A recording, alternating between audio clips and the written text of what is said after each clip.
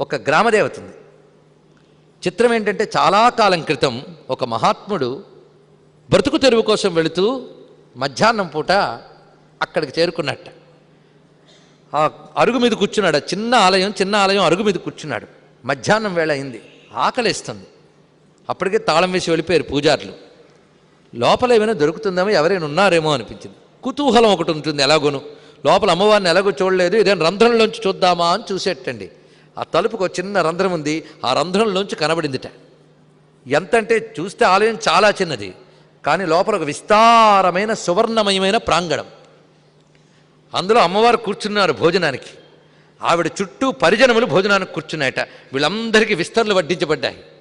అది కూడా కనకరంభాపలాస పత్రములుట, అంటే బంగారు పరిటాకులు, బంగారపు మోదుగాకులు ఇలా ఉన్నటువంటి పత్రముల్లో వివిధములైన భక్ష్యభోజ్యములు వడ్డించబడి ఉన్నాయి. అమ్మవారు